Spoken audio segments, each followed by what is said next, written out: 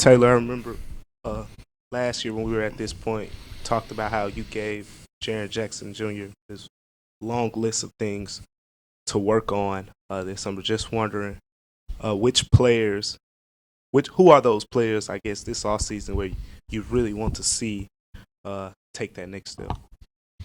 I mean, it's honestly everyone. I mean, I could go at length about everyone's plans. I mean, some are more skill based, some are more body, some are more leadership.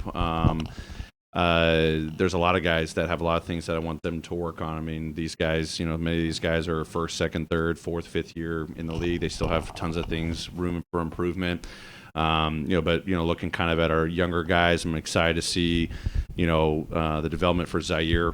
Obviously, not the season that any of us would have expected for him, but I know he's super motivated to take full advantage of the offseason, continuing to take care of his body, get his body right, healthy, offensive versatility, continue to give us the punch that he can give us, how he runs the floor, and secondary playmaker, knocking down shots, versatile defender, our rookie class, D-Rod obviously got a lot of opportunity, excited to see him continue to grow his game, continue to fine-tune, the decision-making on offense, working on his body too to be someone that we can lean on to guard multiple positions defensively.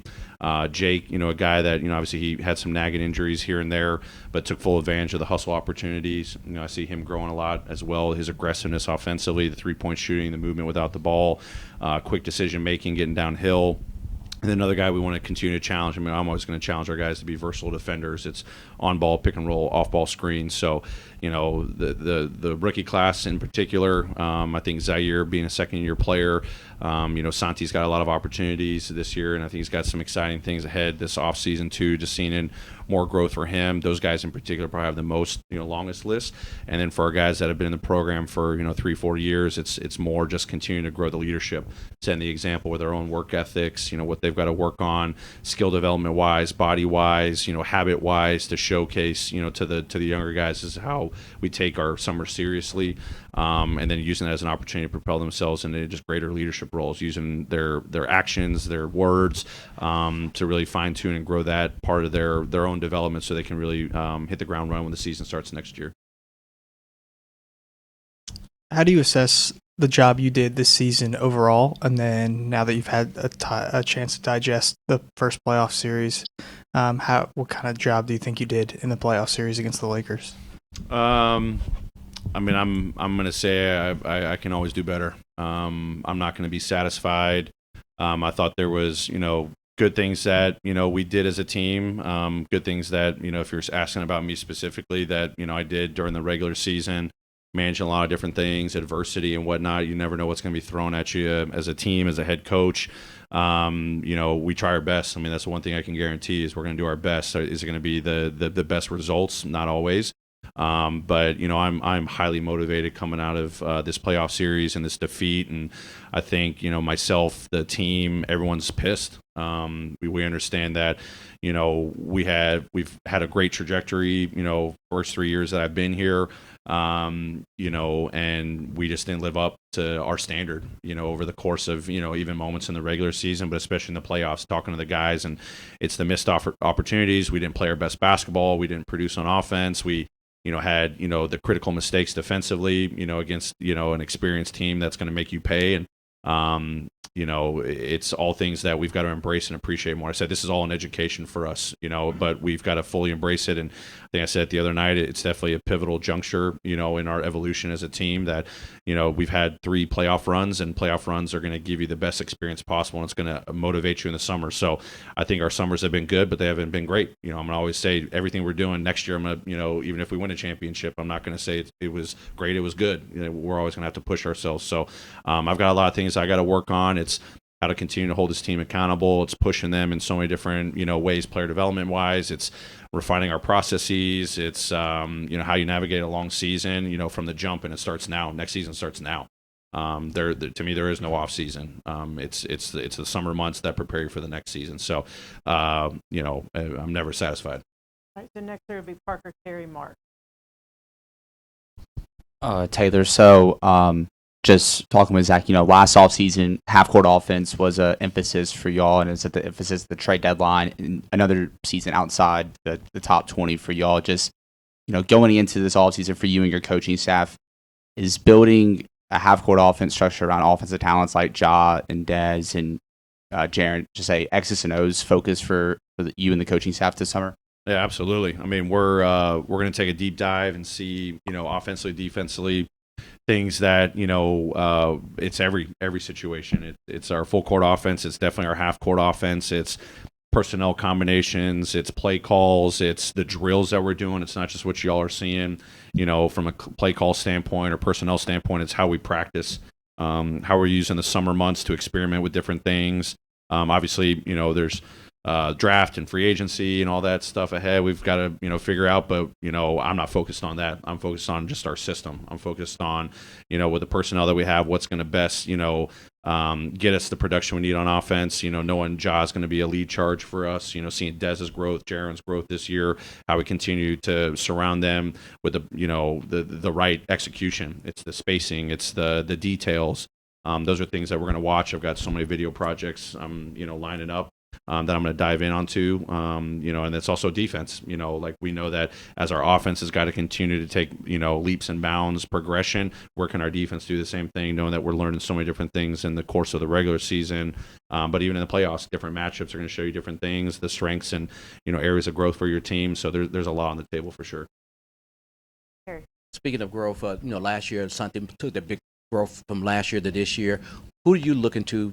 I know you want everyone to grow. But who specifically you want to target in on trying to get that extra growth from that this year to this year, Roddy or any other rookie? Yeah, for the young guys, it's definitely going to be D-Rod and Jake in particular. Obviously, with Junior and Vince, we expect them to take huge jumps as well.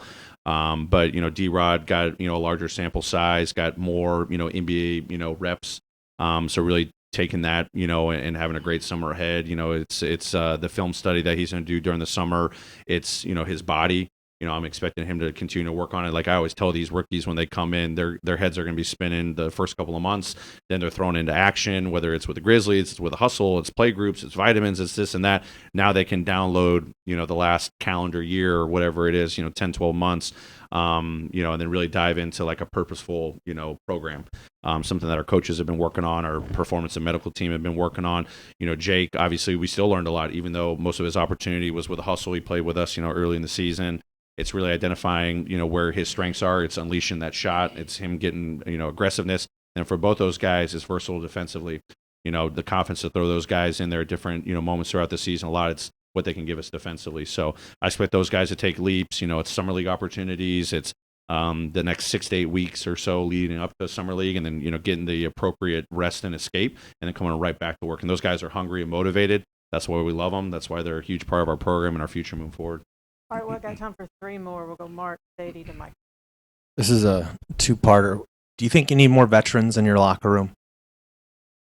That's something we'll digest more. My initial gut reaction, especially when I got asked that before, is I'm going to lean on the guys that we have here that know that what we're supposed to do, to carry that torch. I've been here for 4 years now, going on 5. Come next season, and a lot of these guys have been here since day one.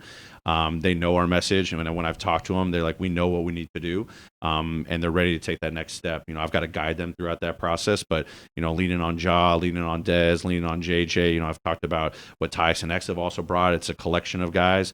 But especially those first 3 names, Ja, Dez, and JJ, I've really challenged them. They know what we got to do. Yes, you can easily point to we got to get veterans in here, and I think we've done a great job. Tyus's growth, but bringing Steven in, obviously he had a shortened season from a playing standpoint, but his voice and the things that he was bringing up in our team meetings and our honest conversations were impactful.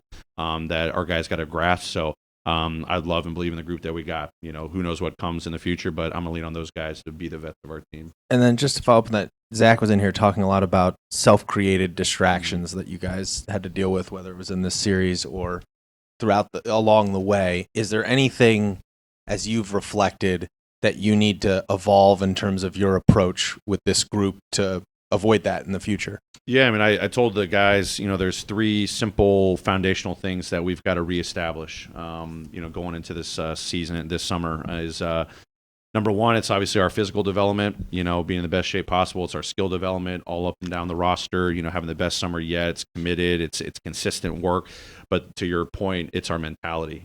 We have to have a completely different approach how we come into this season. We've got to be the hunters. We've got to embrace, what it takes to win, in the regular season. We've got to embrace what it takes to win in the playoffs consistently year in and year out.